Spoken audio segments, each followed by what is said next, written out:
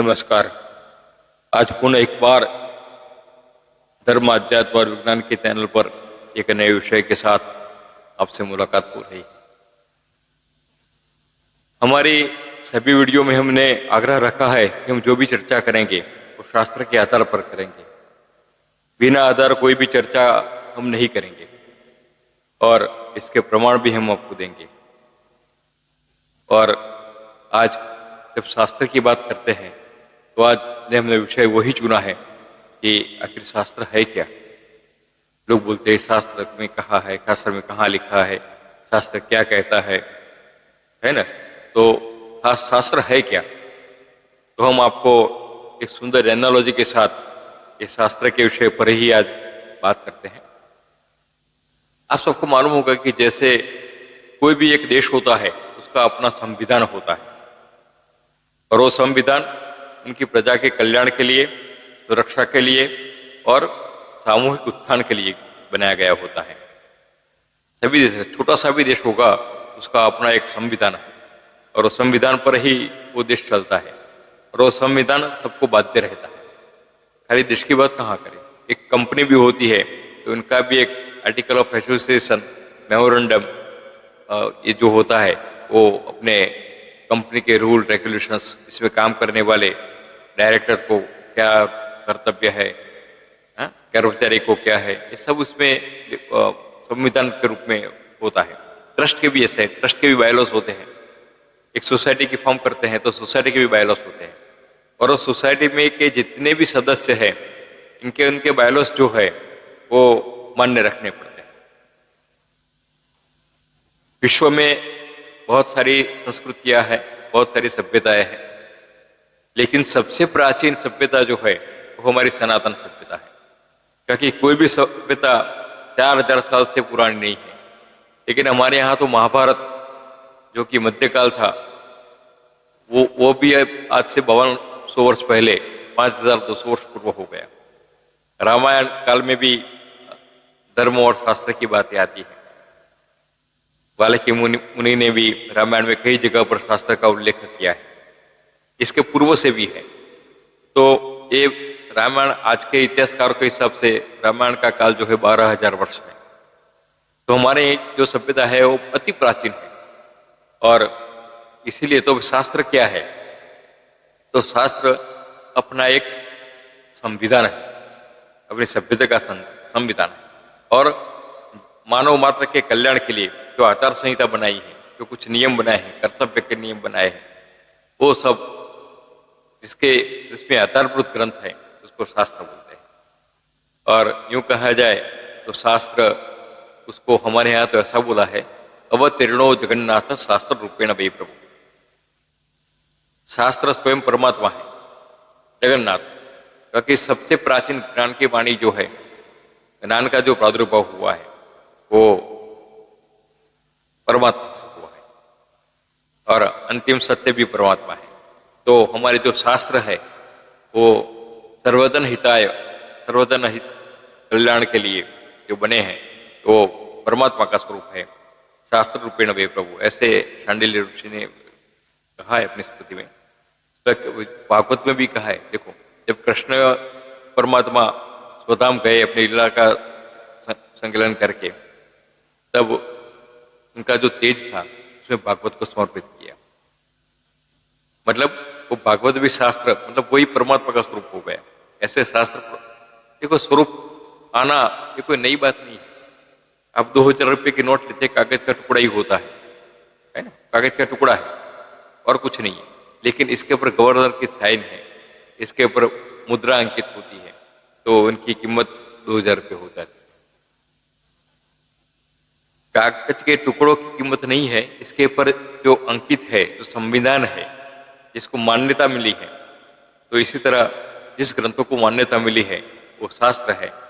वैसे तंत्र शास्त्र में भी बहुत जगह उनका, आगम ग्रंथों में भी उनका उल्लेख है।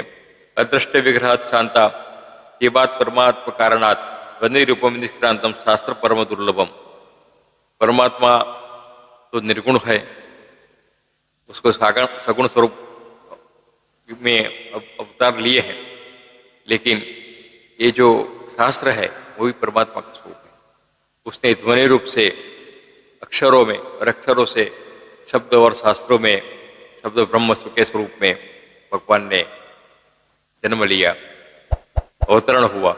इसको इसलिए बोलते हैं कि शास्त्र, अब शास्त्र है किस लिए कि हमें एक जीवन की राह देते हैं, हमें कैसे चलना चाहिए जिससे हमारा परम श्रेय हो, हमारा परम कल्याण हो, जीव मात्र के कल्याण की जो दिशा है वो हमें प्रशस्त हो।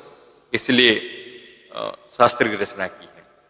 शास्त्रार्थ संस्थात शास्त्रम, जिसके द्वारा शासन किया जाए वही शास्त्र। तमेको यस्य सर्वस्य विधानस्य स्वयं भुवः। और इसमें जैसे अपने इंडिया का कॉन्स्टिट्यूशन है, कॉन्स्टिट्यूशन ऑफ इंडिया, इसमें वो संविधान है, इसमें बहुत सारी बातें हैं और बहुत सारे कानून बने हैं। तो जो कानून है, क्या करना है क्या नहीं करना है, कुछ निषेध है, कुछ करने की बातें हैं। तो ये जो नहीं करने का और करने की जो बातें कही है उसको हम कानून बोलते हैं, शास्त्र में उसको विधि बोलते हैं या विधान बोलते हैं। ये शास्त्र विधान है, इसके पर से शास्त्र चलेगा, है ना।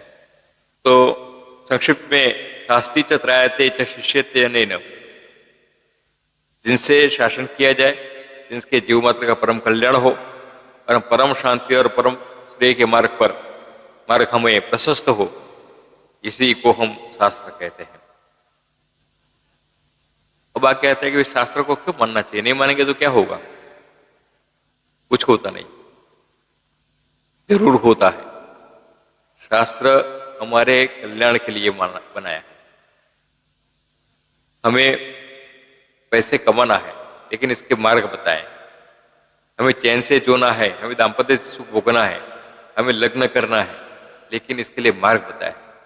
ऐसा नहीं कि किसी की औरत को घर में लाके बिठा दो, ऐसा नहीं कि किसी घर में से चोरी करके अपने घर जमा कर दो, है ना। धर्म अर्थ काम मोक्ष, चार जो पुरुषार्थ है उनका सेवन करना है। मोक्ष तो अपने आप होता है, धर्म हमें मानना पड़ता है, और अर्थ और काम है वो प्राकृतिक है। लेकिन इसके लिए जो नियम बनाए हैं, कैसे कमाना है, कैसे खर्च करना है, कैसे खाना है, कैसे रहना है, ये जो है वो शास्त्र है। इसलिए बोला है श्रुति स्मृति ममई वागना, ये भगवान के आदेश है। श्रुति और स्मृति जो शास्त्र के दो अंग है। वैसे तो श्रुति मतलब जो स्वयं ऋषि मुनियों ने सुना, तपस्वी अवस्था में, ध्यानमग्न अवस्था में जो दिव्य वाणी सुनी, उसको बोलते श्रुति। श्रुति मतलब वेद। और बाद में उनको जो याद रहा, उनके ऊपर से उन्होंने लिखे, वो स्मृति ग्रंथ, वो स्मृति है। ये हमारे जीवन की एक आचार संहिता है। और इसके बाद में इसका विस्तरण हुआ तो पुराण में आए। ऐसे तो बहुत काल है, वेद काल है, स्मृति काल है, उपनिषद काल है, ऐसे बहुत सारे है, लेकिन इसका विस्तार बहुत हुआ है। लेकिन उनका उद्देश्य एक ही है, परमार्थ है शास्त्र, इससे परमार्थ सिद्ध होता है। और जब कुछ भी उलझन हो, कोई समस्या हो, कहीं दुविधा हो, तो शास्त्र तो अंत प्रमाणम, जो शास्त्र कहता है उसको स्वीकार करना चाहिए। और शास्त्र सभी क्षेत्र में है। श्रुति स्मृति उभय नेत्रे ब्राह्मण से प्रकृति एक रहता काणो द्वाभ्यम अंतुदाहर था। और आगे भी कहा श्रुति स्मृति उभय नेत्रे पुराणम हृदय स्मृतम एक। तो जो श्रुति और स्मृति है वो हमारी दो आंखें हैं, और जो पुराण है हमारे हृदय है, और हमें राह दिखाते हैं, हमें कैसे चलना चाहिए, सब भावात्मक जीवन हम जो प्रदान करते हैं वही सार्थ है, शास्त्र है। और इसीलिए बोले कि जहाँ भी संशय होता है तो संशय का निवारण शास्त्र में मिलता है। अनेक संशयोच्छेदी पूर्वोत्थारक सदृशम, हमें जो मार्ग प्रशस्त करता है, हमारा मार्गदर्शन करता है।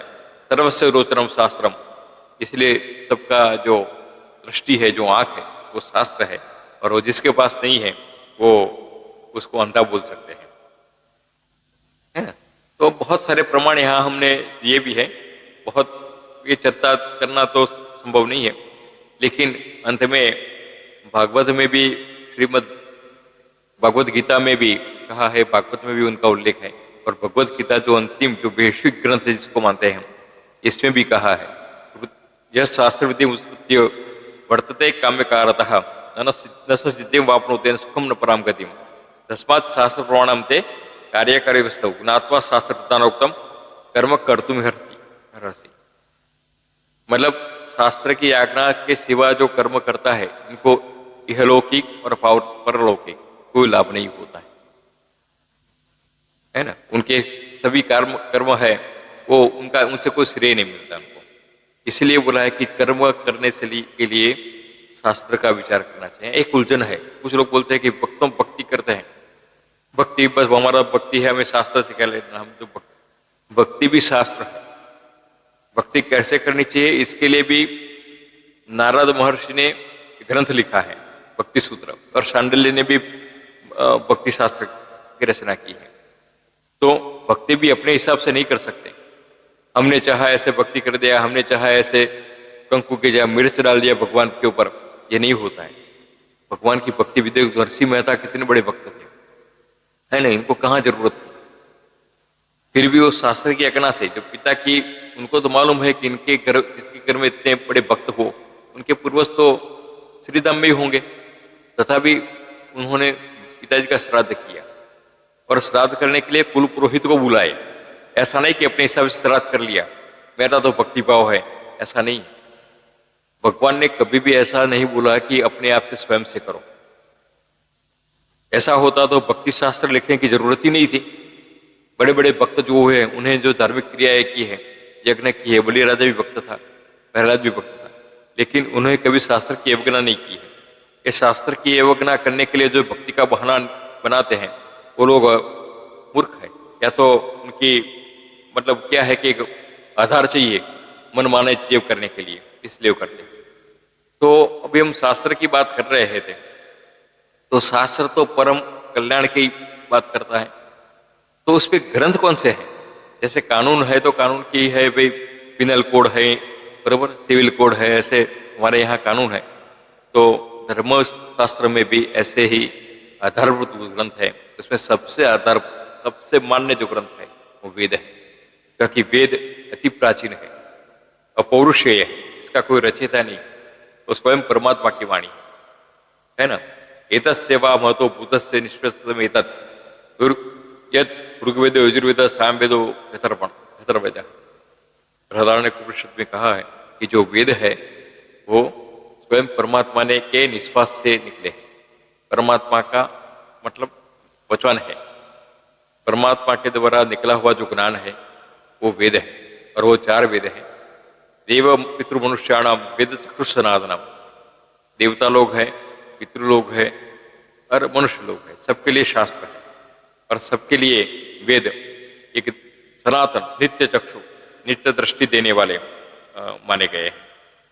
तो अनादि नित्या वाक् स्वयं पूर्वा, ये वेद जो क्या है, कैसे है कि ऋषि मुनि दीर्घ काल तक तपस्या कर रहे थे, और जब तपस्या कर रहे थे तो अंदर से उनको कुछ स्फुरणा मिली, और इनके हृदय में करुणा थी, ये जीव मात्र का कल्याण हो। ये शास्त्र भगवान ने क्यों बनाए, उनकी रुचि क्यों हुई शास्त्र ज्ञान देने की, क्योंकि सृष्टि भगवान ने बनाई है। अब जब मैंने एक कंपनी बनाई है तो कंपनी में नियम भी मैं बनाऊंगा ना। जब मैंने एक कंपनी बनाई है, मैंने एक सोसाइटी बनाई है, मैंने एक ट्रस्ट बनाया है, तो इसके बायलॉस भी मैं बनाऊंगा कि भाई ये ट्रस्ट का उद्देश्य है, इसमें ये काम करने हैं, ये काम नहीं करने हैं।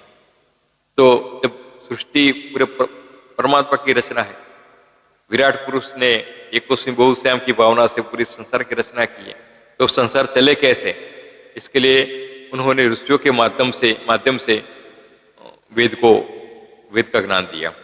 और ऋषि जब तपस्या में बैठे थे, उनमें अहंकार शून्य था, तब उनमें कोई अपना ममत्व भी नहीं था, और जो दिव्य वाणी उनसे निकली उनको भी पता नहीं था ज्ञान कहाँ से आया। तो वो परमात्मा का आदेश समझकर उसको स्वीकार किया, और उसको बोलते स्मृति। क्यों आदो वेद मयि दिव्या यत सर्वा प्रवृत्त है वेदा धर्म निर्बल, वेद से ही धर्म निकले। धर्म मतलब हम सामान्य अर्थ करते मतलब फर्ज, हमें क्या करना चाहिए, कैसे चलना चाहिए, कैसे जीना चाहिए, हमारा कर्तव्य क्या है ना। तो ये जो निर्देशन जहां से मिलता है उसको धर्म बोलते हैं। धारणा धर्म क्या हो, और इसी से ही पूरी पृथ्वी को धारण कर रखा है। है ना। जिसने धारण किया है, जिसको धारण करने योग्य है, और जिसने हम सबको धारण किया है, उसको धर्म बोलते हैं। तो ऐसे थे आपको बता दिया, अस्य महतो ऋग्वेदो दुर्वेद सामवेदो अंगिरथा। ये तो हमने बताया कि जो भगवान के निश्वास से वेद उत्पन्न हुए, जो वे वेदा सफलते तस्मै, जो वेद से निकला है वही शंकर है। और तंत्र शास्त्र वो भी बोलता है कि वेद भी बीज रूप से प्रकृति के गर्भ में है, वेदांग पूर्व तंत्र बीज से साक्षात। और जब अवकाश मिला है तो एक छोटा सा बीज है, एक ही बीज है, इसमें से पूरा वट बढ़ जाता है, बड़ा विशाल का वट बन जाता है। इसमें शाखाएं निकलती है, पाने पत्ते होते हैं, फल होते हैं, थड़ होता है ना, बहुत सारी शाखाएं होती हैं। तो इसी तरह जो वेद प्रणव रूपी जो प्रणव प्रथम उद्गार था, इसमें से गायत्री मंत्र, और गायत्री से चारों वेद निकले, और वेदों में पूरी संसार की बातें इसमें है। कोई भी चीज ऐसी नहीं है जो वेदों में नहीं है, इसलिए उसका विस्तार हुआ। और वो विस्तार कहाँ तक हुआ,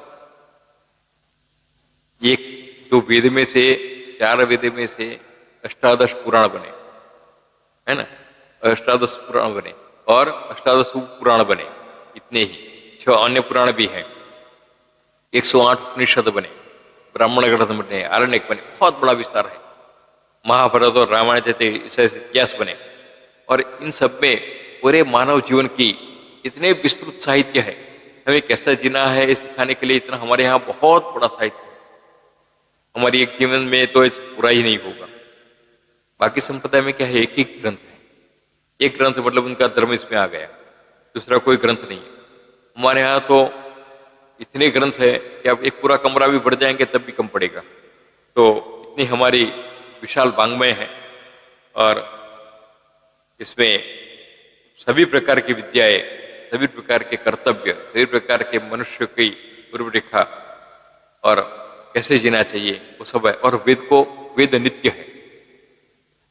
जब पृथ्वी का संपूर्ण प्रलय हो जाएगा, इसके बाद भी वेद युगान्ते तरितान वेदान से ध्यान समर्श है, लेमिरे तपसा पूर्वान उपनाथ स्वयं, तब भी वो वेद रहेंगे, वो बीज रूप में रहेंगे। जैसे बोला वेदांग पूर्व तंत्र साक्षात, तब वो बीज रूप में रहेंगे। और फिर से जब सृष्टि उत्पन्न करेगा, इसके साथ ही वेदों का पुनः प्राकट्य होगा।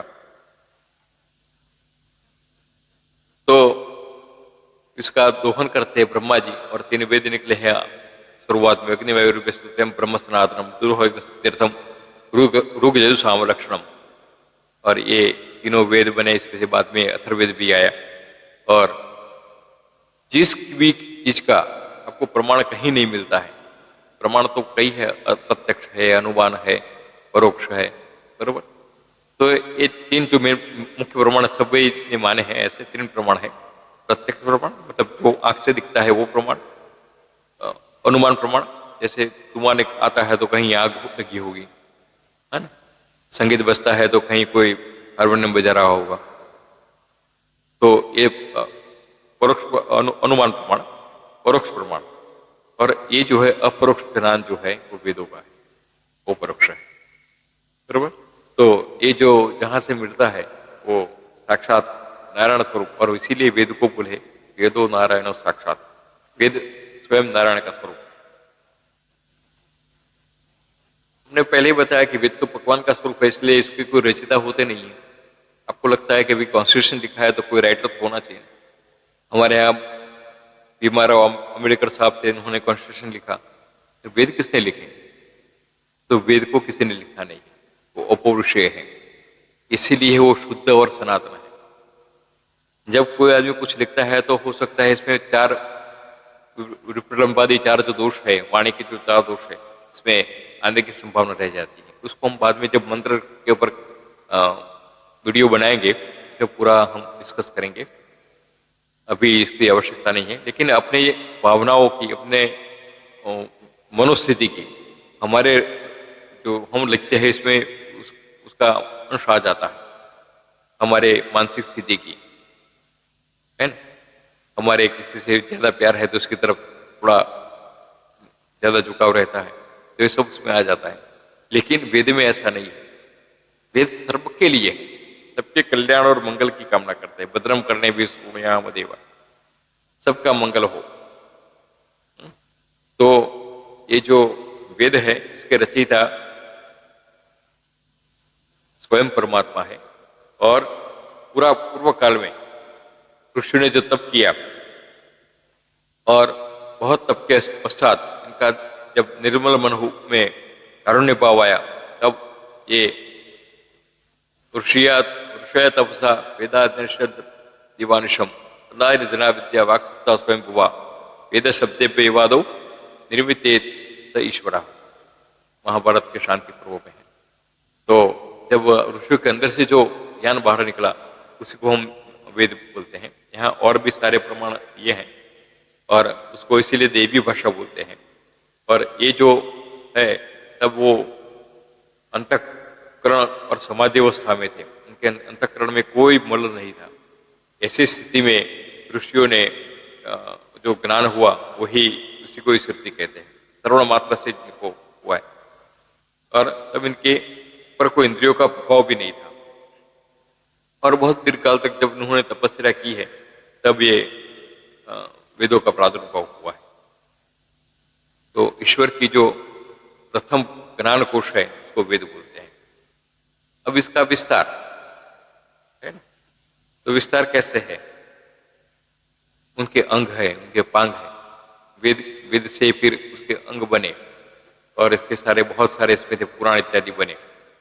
और उसको उसमें कल्पना की है कि कैसे, तो ऐसा किया है कि वेदस्तु उपजीवी स्मृति पुराण आदि से, पुराण के ऊपर से जो बने उपजीवी मतलब इसके आधार पर जो बने हैं वो स्मृति पुराण आदि जो है वो भी ही शास्त्र मानते हैं। छंद पादो तो वेदस्य, इसमें छंद शास्त्र है वो वेद के पाद है। हस्तौ कल्पो तो पठ्यते, जो हाथ है कल्प है। ज्योतिषायनम, ज्योतिष जो है भगवान की आंखें है। निरुक्तिम श्रोत्रम उच्यते, निरुक्ति जो है वो भगवान के श्रोत्र है। शिक्षा ध्राणम, शिक्षा है उनकी घ्राणेन्द्रिय है। वेद मुखम से व्याकरणम, और जो वेद है वो है वो कुछ लोग ज्योतिष का वास्तु का सबका विरोध अपने आप करते हैं। अरे ज्योतिष तो भगवान के दिव्य चक्षु है। और ज्योतिष के ऊपर हमने एक अलग से जो निंदा लोग करते हैं इनके ऊपर सर अलग से बनाए हैं कि वास्तु कहाँ से हुआ। जो देखो जिसको कुछ ज्ञान नहीं है, संस्कृत आती नहीं है, शास्त्र पढ़े नहीं है, वो लोग अपने आप से बहुश्रुत हो गए, उनको प्रसिद्धि तो बहुत मिल गई लेकिन उनको विवेक नहीं है। वो हम जो पंडित लोग हैं उनको मूर्ख कहते हैं या तो पाखंडी कहते हैं। ये लोग ही ज्योतिष का विरोध करते हैं, वास्तु का विरोध करते हैं, श्राद्धादि कर्मों का विरोध करते हैं। अरे श्राद्धादि कर्मों का विरोध क्यों करते हो भाई? भरत जैसे, भरत जो भगवान के 4 अंश में से एक अंश है, विष्णु का ही स्वरूप भरत को मानते हैं, उसने भी किया है। सीता माता ने भी श्राद्ध किया है। फिर वो बोलते हैं कि भाई ये तो हमारा मत है। अरे आपका मत आपके घर में रखो, आपकी बहुत सारी ऐसी बातें होते हैं जो आप नहीं करते, तो फिर ये बातें क्यों कहते हो? आप जनहित की बात करने बैठे हो, व्यासपीठ पर बैठते हो, तो शास्त्र का विरोध क्यों करते हो? आपको अगर समझ नहीं आता है, आपको संस्कृत नहीं आती है, तो पहले आप पंडितों से मिलो। ये यहाँ बहुत सारे विद्वान हैं, ये वसुंधरा रत्नप्रसूता वसुंधरा है, बहुत मिल जाएंगे। आप अपना अभिमान छोड़ के शिष्यत्व स्वीकार करो और देखो आज से कई साल वर्षों पूर्व से रामायण काल में ग्रहण के उल्लेख आते हैं, कितने टाइम में ग्रहण होगा इसलिए स्नान कर लो। महाभारत में ऐसे ग्रहण के उल्लेख आते हैं। तब ज्योतिष का आधार था, ग्रहों की गति तब भी मानी जाती थी, तब भी पंचांग निकलते थे। आप बोलते हैं नहीं मानते, तो आपके नहीं मानने से कोई फर्क नहीं पड़ता है। तो भगवान नारायण के चक्षु है, आपके चक्षु नहीं है तो इसमें कोई आपकी गलती है ना। तो ऐसे बिना जाने किसी का विरोध करना, ये हम तो ऐसा मानते हैं कि या तो आपको शास्त्र का ज्ञान नहीं है या तो आपको ज्यादा दम आ गया। तो पुराण को भी पंचम वेद माना है ना। तो शास्त्र के जो मान्य ग्रंथ है इसमें वेद है, पुराण है, स्मृति ग्रंथ है, उपनिषद इत्यादि है, और महाभारत और रामायण को भी अन्य ग्रंथों में गिना है। तो उसके अंग बोले कि अभी इसके अंग होते हैं। अरे हम नहीं बोलते कानून के लंबे हाथ हैं, कानून के हाथ है क्या? हाँ, हम बोलते हैं कानून के हाथ लंबे हैं, हम बोलते हैं कानून अंधा है। अंधा है मतलब उसको आंखें हैं क्या? वो तो पुस्तक में है। इसी तरह हमारे यहाँ जो शास्त्र है परमात्मा के अंग है, इसके उपांग है। हम बोलते हैं ना हमारी फला फला कंपनी ने ये प्रोडक्ट से हाथ ऊपर कर लिए। अब कंपनी का कोई अस्तित्व है? वो लीगल एंटिटी है। वो कंपनी एक लीगल एंटिटी। हमारा संविधान हमें ये करने से मना करता है। अब संविधान मना कैसे करेगा? वो कोई व्यक्ति थोड़ा है, तो वो लीगल एंटिटी है, एक कानूनी उनको स्वरूप है। इससे ऐसे ही हमारे संप्रदाय में जो शास्त्र है उनका कानून की शरीर है, वो दिव्य शरीर है और वही हमारा अनुशासन करता है। तो शास्त्र जो मना करता है वो जिस लोगों को उपेक्षा करनी, देखो एक बात है कि जिसको शास्त्र, जिसको मोक्ष या परलोक की इच्छा नहीं है या तो परमात्मा से कोई लेना देना नहीं है, वो शास्त्र को नहीं मानते। अविज्ञाते परे तत्व शास्त्र निष्फला, विज्ञाते विपरे तत्व शास्त्र निष्फल। भाई जिसको बॉम्बे जाना नहीं है, जिसको बॉम्बे की टिकट की जरूरत नहीं है, और जो बॉम्बे पहुंच गया है उसको भी जरूरत नहीं है ना? लेकिन आपको ना बॉम्बे जाना है और विदाउट टिकट जाना है, शास्त्र को मानना नहीं है, ऐसी बात। तो हम तो उनको परामर्श करते हैं कि आप कुछ भी बोलते हैं तो उससे पहले एक बार आप पढ़ लें। अगर आपको संस्कृत नहीं आती है कोई बात नहीं, बहुत सारे विद्वान हैं, आप विद्वान को रख सकते हैं, आपके पास बहुत पैसे, बहुत स्रोत है, बहुत सारी कृति है आपकी। आप ऐसा करें कि आने वाली पीढ़ी आपको गाली न दे, आने वाली पीढ़ी आपको कलंकित न करे, ये आपके हित में है। और आपको आप मार्ग बताने के लिए बैठे हैं व्यासपीठ पर, और मार्ग से लोगों को भ्रमित मत करें, ये हमारा उद्देश्य है। हम अंत में भी आपको इसी बात में बताएंगे कि ये लोग, ये जो आप कर रहे हैं इसका कितना खराब परिणाम आ सकता है। तो इस प्रकार अभी जो शास्त्र में हमने बोला कानून बनते हैं, हमें जो करना है और क्या नहीं करना है उसको हम विधि या विधान बोलते हैं। अपने हिसाब से हम कुछ नहीं कर सकते। देखो आप एक घर में कोई मशीन भी लाते हैं ना, तो उसका मैन्युअल आता है। वॉशिंग मशीन लाएंगे तो इसका मैन्युअल होगा। इसमें मैन्युअल दो प्रकार के होते हैं, एक ऑपरेशनल मैन्युअल, एक टेक्निकल मैन्युअल, है ना? जो ऑपरेशनल मैन्युअल है वो यूजर के लिए है, उपभोक्ता के लिए है, जो लोग ग्राहक हैं इनके लिए है कि कैसे करना चाहिए। कंप्यूटर लेते हैं तो कैसे चलाना है इसका मैन्युअल होता है, मोबाइल का भी मैन्युअल होता है, गाड़ी का भी मैन्युअल होता है। और एक होता है टेक्निकल मैन्युअल। कुछ बात से टेस्ट जब खराबी हो, जब इसे कुछ कार्य करना हो, इससे एडवांस लाभ लेना हो, तो टेक्निकल रेफरेंस होता है इसमें। वो सर्विस सेंटर पर जाते हैं, वो लोग टेक्निकल मैनुअल के आधार पर उसकी मरम्मत करते हैं। इसी प्रकार शास्त्र में हम नियम जो बनाए हैं, सामान्य नियम, वो जन सामान्य के लिए है। ये कोई विधि विशेष जो है, जैसे कि यज्ञादि के अनुष्ठान करने हैं, है ना, अनुष्ठान करने हैं, पुरुषचरण करने हैं, श्रद्धादि कर्म करने हैं, तो इसके लिए इसके एक्सपर्ट्स जो टेक्नोक्रेट्स हैं, इनके पास टेक्निकल मैन्युअल है, वो आपको सही ढंग से करके देंगे। और कुछ काम हम नहीं भी कर सकते हैं तो उसमें भी शास्त्र ने मार्ग बताया है कि अशक्त कार्य पूजा विद्यात्वार्चन साधनम दान शक्तेस्तु दाना शक्ति दुष्पर्या पर्यंतम पश्चित तत्पर मानस, है ना? देखो हमारे पर केस हुआ है तो हमें तो कानून का मालूम नहीं है, हम कैसे लड़ेंगे? तो हम क्या करेंगे?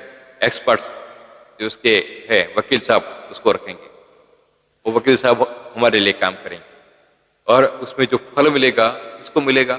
हार जीत जो भी फल होगा वो उसके सिविल को मिलेगा। इस प्रकार पंडित या जो इसके एक्सपर्ट्स जो है वो आपके हिसाब से श्राद्ध इत्यादि विधि कराएंगे या करेंगे, आपके लिए अनुष्ठान करेंगे, तो उसका फल किसको मिलेगा? आपको मिलेगा, पंडित को नहीं मिलेगा। पंडित तो जैसे भाई को फीस मिलती है, पंडित के तो आशीर्वाद मिलेंगे आपको और उनको दक्षिणा मिलेगी। तो इस प्रकार बहुत सारे विधि विधान है और पूरा लॉजिकल है। लेकिन अब लोगों को क्या है कि ब्राह्मण का विरोध करना, शास्त्रों का विरुद्ध बातें करनी, ये आजकल मैनिया बन गया है। बहुत सारे कथाकारों को मैं लिखता रहता हूँ, वो जो मुझ में आए ऐसे बोलते हैं। खैर हमारी बात उन तक पहुंचती भी होगी या नहीं मालूम नहीं, लेकिन मेरा कर्तव्य बनता है कि मैं जब शास्त्र की बात करता हूं तो कम से कम मैं एक बार बताऊं।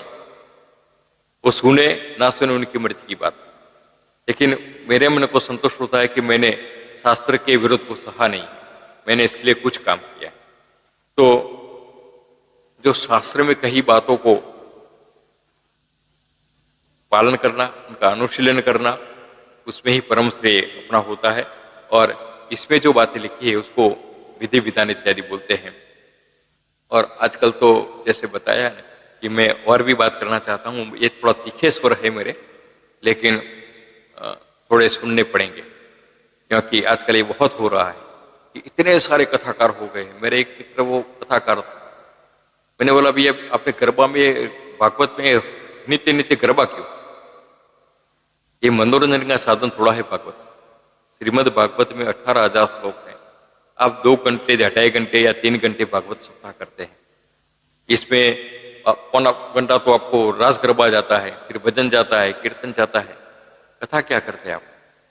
इसमें पॉलिटिक्स भी आता है, चुटकुले आते हैं, गजलें आते हैं। क्या क्या कथा है, क्या स्वरूप? बोला नहीं भैया इसी बहाने लोग इसमें आते हैं, उनका कहना है ऐसा, इसी बहाने। अरे ये आदत किसने डाली? ये आदत भी तो आपने डाली ना। बहुत सारे जैसे खंडानंद सरस्वती जी थे, कृपाद्री जी महाराज थे, चंद्रशेखर सरस्वती जी थे, है ना, शंभू महाराज थे, डोंगरे महाराज थे, सब कथा करते थे। कहीं ऐसा देखा नहीं कि रास गरबा करवाया। ये रास गरबा वाली जितनी भी कथाएं है ना, वो पाखंड है। वो भगवान के नाम पर कथा के माध्यम से मनोरंजन करके कथा को सिर्फ साधन बनाया है।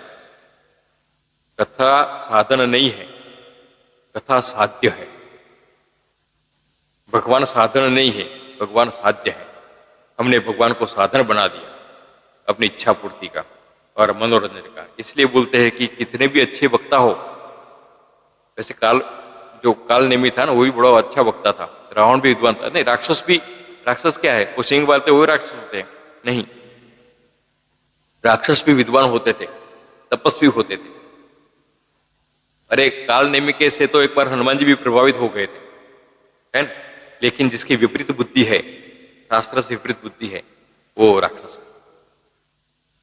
हाँ? इसलिए बोला है साक्षरा विपरीताश्च राक्षसा एव केवलम। जो शास्त्र से विरुद्ध बात करते हैं वो राक्षस। और कुछ बातें युक्ति लगानी पड़ती है। शास्त्र में सीधी अर्थ करते हैं तो उसका अर्थग्रहण कुछ अलग हो जाता है।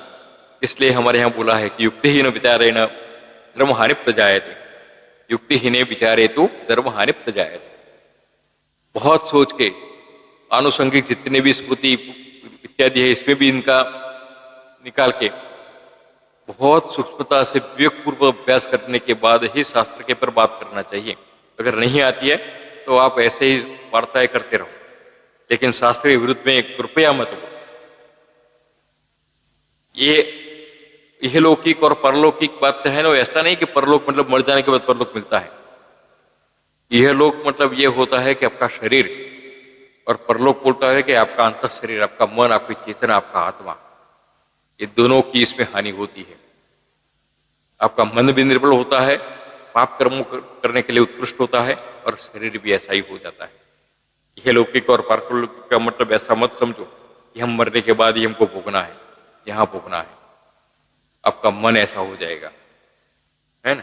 तो ये बहुत सारे, और हम इस बात को नहीं करेंगे तो उसका बहुत बड़ा दुष्प्रभाव होता है। भीष्म पितामह को मालूम था, बड़े विद्वान थे, बड़े तपस्वी भी थे, लेकिन द्रौपदी के समय पर वो नहीं बोल पाए। तो आज भी पूरे महाभारत में एक कलंकित जो उनका अध्याय है वो अध्याय है। और इसके निंदा को सहन करना, उसमें बोला है कि जो शास्त्र विरुद्ध बात सुनना वो भी पाप है, और उसको सहन करना भी पाप है। इसलिए कम से कम मैं विद्वानों को अनुरोध करता हूँ, प्रार्थना करता हूँ, चरण स्पर्श करके बोलता हूँ कि आप किसी भी बड़े आदमी क्यों न हो, आप कम से कम बोलिए एक बार। आप बोलिए, 10 बार बोलेंगे इनके ऊपर अंकुश लगेगा, नहीं तो ये लोग कली प्रभाव जल्दी आ जाएगा, है ना। तो जो लोग शास्त्र को नहीं मानते हैं, इसलिए लिखा कि विद्यास प्रणाभ्याम वेद संप्रभेद विवेद तल्पदात वेदो मामयम प्रशति। स्वयं वेद नारायण को था कि ये भाई मेरे अर्थ को बरोबर समझेंगे नहीं लोग और अपनी मर्जी से उनका उपहास करेंगे तो लोगों की हानि होगी और मानव जीवन के जो मूल्य है वो एकदम निम्न कक्षा पर चले जाएंगे। इसलिए उन्होंने बोला है, और गीता में भी भगवान ने बोला कि न बुद्धिभेदम जनयद ज्ञानाम कर्म संज्ञानाम जोषेत सर्वकर्माणि विद्वान युक्त समाचरण। गीता में भगवान ने आदेश दिया कि भाई आप कितने भी बुद्धिमान हो, कितने भी बहुश्रुत विद्वान हो, कितने भी व्यासपीठ पर बैठ के आपकी वाह वाह होती हो, लेकिन आप अपनी मर्जी से लोगों को भ्रमित मत करिए। शास्त्र इसका आदेश नहीं देता है ना। समूर्त गुरु जो है वो शास्त्र के विरुद्ध कभी बोलते नहीं है, वो शास्त्र का आग्रह रख के ही बोलेंगे। इसलिए हम तो आग्रह करते हैं कि आप किसी भी चीज का आपको चाहिए तो ऐसे वक्ताओं पर मत चाहिए। आज इतने सारे संप्रदाय बन गए हैं कि हो सकता है कि कल के भारत को आतंकवाद से नहीं, ये संप्रदाय ही मारेंगे। अब एक दूसरे से झगड़ते हैं, एक दूसरे की निंदा करते हैं और करोड़ों की संपत्ति लेकर बैठ गए हैं। इसके पास अर्थ शक्ति भी है, मानव शक्ति भी है, और तो कल को वही विनाशक बनेगी। ये निश्चित बात है कि आने वाले कल में ये संप्रदाय जितने भी बने हैं वो हमारे लिए घातक सिद्ध हो सकते हैं। मुंडक उपनिषद में एक बहुत बात सुंदर लिखी है, शास्त्रज्ञोपि स्वातंत्र न ब्रह्मणाविष्टम न कुर्यात्। सामर्थ्य होते हुए भी अपनी मर्जी से शास्त्र का उपदेश नहीं करना चाहिए। जो शास्त्र मना करता है उस बात का उल्लेख आप मत करिए। यही हमारा ये थोड़ा विषयांतर हो गया है, लेकिन ये जरूरी भी है क्योंकि आजकल जितने भी गुरु हो गए, शिष्य वित्तोपहार कहा, घर से तो कुछ लाए नहीं है।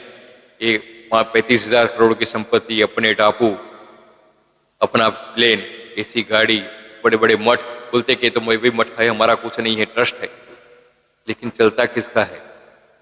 1 रुपया भी आपकी मर्जी के बिना कहीं कोई जाता है? नहीं जाता है। तो ये मठपति जो बने हैं बड़े बड़े, हाँ बड़े बड़े जो संत महंत बन के बैठे हैं, ये सभी शिष्य वित्तोपहार का, शिष्यों का कल्याण करने वाला नहीं है, चित्तोपहार का नहीं है, इनके वित्तोपहार का, काला धन। और देखो संतों के पास आता भी तो है काला धन, है ना। आज करोड़ों रुपए का दान करते हैं तो कहाँ से करते हैं? वो कोई 1 नंबर वाला तो करेगा नहीं। तो जैसा खाते हैं ऐसा ही बाहर आएगा, इसलिए इनकी बुद्धि भ्रमित हुई है, इसलिए वो भ्रष्ट हुए। और जो अब क्या बात करें, बहुत सारी जगह पर इनका विरुद्ध तो लिखा है और आज्ञा भी दी है कि पानी पीजिए जानकर गुरु कीजिए जानकर।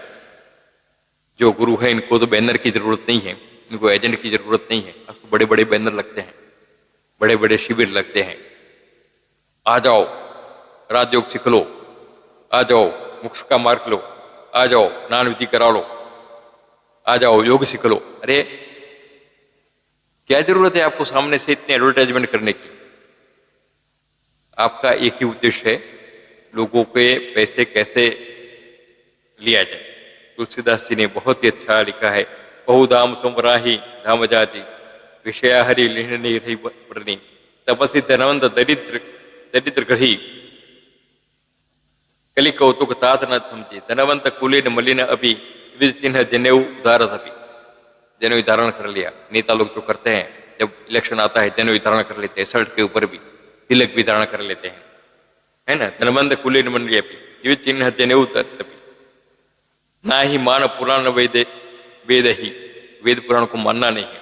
हरि सेवक संत कलिसो, और हरि की सेवा नहीं, तपस्या नहीं जीवन में। ना ही मान पुराण कलिमल ग्रसे धर्म सब लुप्त भय ग्रंथ, जितने सदग्रंथ है उनकी अवहेलना करना। हमारे गुरु ने बोला है, अरे भाई आपके गुरु ने बोला है तो कोई आधार तो होगा, आधार तो बताओ। आपने गुरु भी कोई आधार पे किया है? आपके गुरु भी आपके जैसे ही थे, हैं? तो दम्भ ही नित्यवती कल्पी करी प्रकट भय बहु ग्रंथ, और अपने हिसाब से अपने संप्रदाय बना दिए। अपने हिसाब से अपने नए नए आश्रम खोल दिए, है ना। और अरबों खरबों की संपत्ति जैसे नेता लोग लूटते हैं ऐसे आप भी लूटने लगे हैं। इसलिए बोलता है कि हमारे यहाँ बहुत सारी जगह है, यथा विनय द्रव्य ने नरो यथा विधि वापनोति सफलम प्रीति चेत ही। जैसा द्रव्य आता है ना ऐसा ही जाता है। अन्याय उपार्जिते नैव द्रव्येण स्फुटम गुणतम न कीर्ति लोके च परलोके न फलम। श्रीमद् भागवत में लिखा है कि जैसा फल आता है, पैसा आता है ना, ऐसी गति होती है, और जैसा इसका उपयोग होता है वैसा ही उनको फल मिलता है। और ये जितने भी लोग वेद शास्त्र का, ज्योतिष आदि शास्त्रों का जो विरोध करते हैं, वास्तु का जो विरोध करते हैं, है ना, श्राद्धादि का जो विरोध करते हैं, वो सब पाखंडी है, स्पष्ट रूप में पाखंडी है। और इसके लिए पुराणों में मैंने 22 श्लोक निकाले, और अगर ये सही है तो हिम्मत से इन पुराणों में से श्लोक निकलवा दें। एक बार जाहिर में बोले कि पुराण गलत बोलते हैं, हम बोलते हैं वही सही है, ऐसा एक बार जाहिर में बोल दे। एक बार बोल दे कि ज्योतिष गलत है, भगवान के नेत्र नहीं है, ये श्रुति वाक्य नहीं है, ऐसा बोल दे, लेकिन हिम्मत नहीं है। वो तो लोगों को भ्रमित करने में ही जुटे हैं।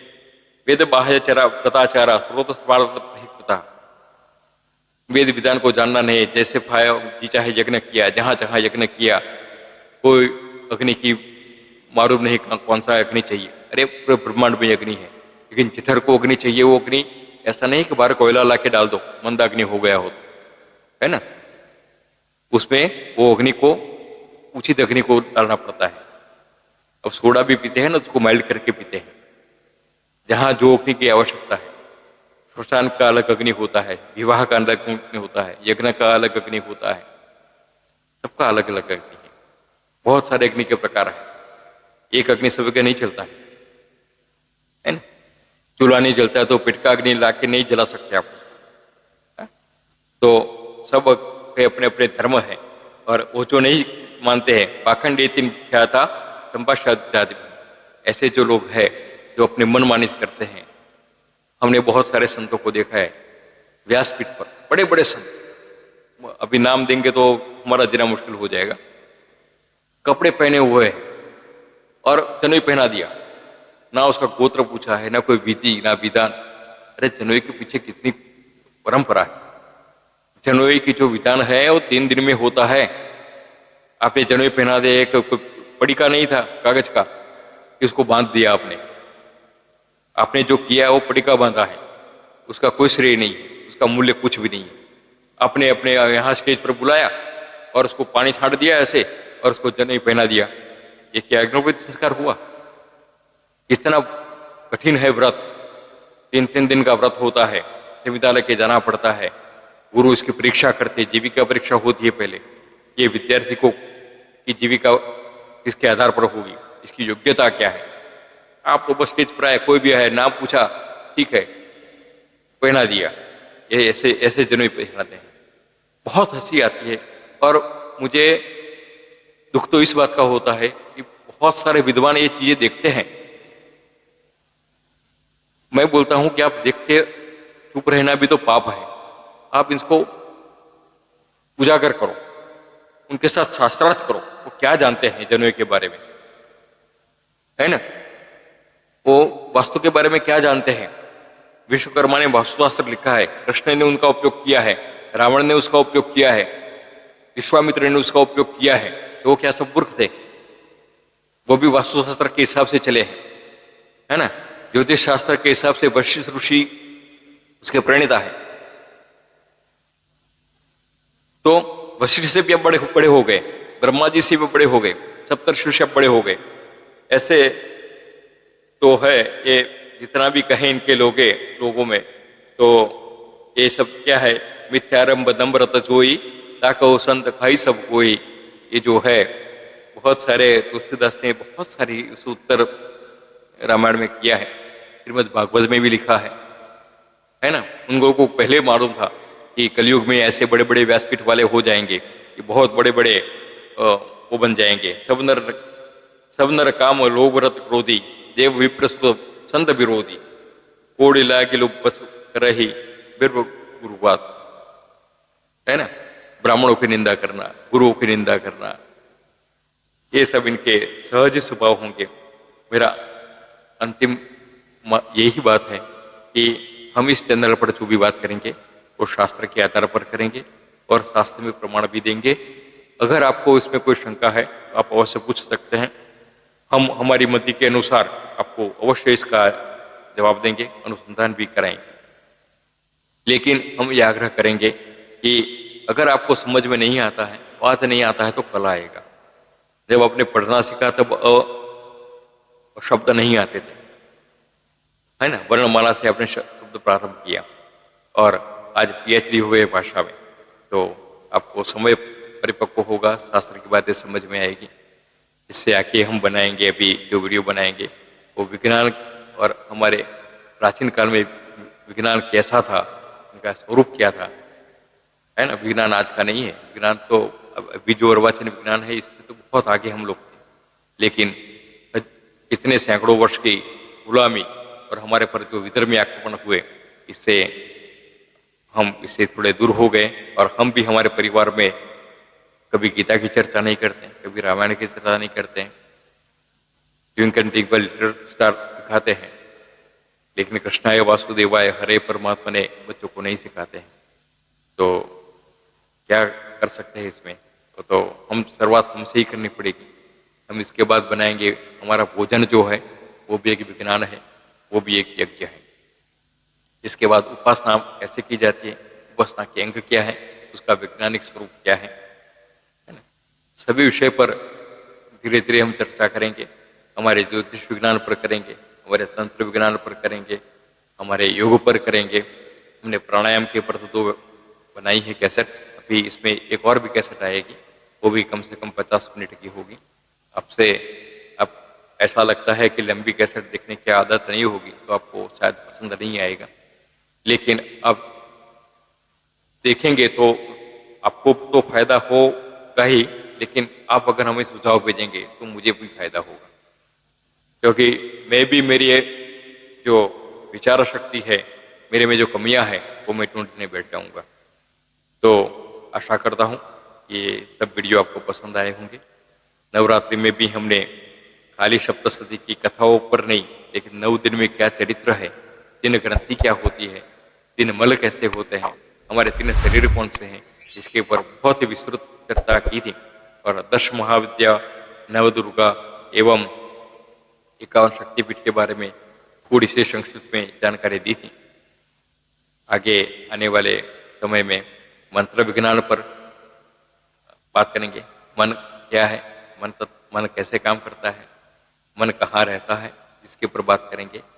और ये सभी वीडियो अब तक पहुँचे, आप इसका प्रसार करिए। आशा करता हूँ कि आपकी प्रेरणा हमें सदैव मिलती रहेगी। नमस्कार।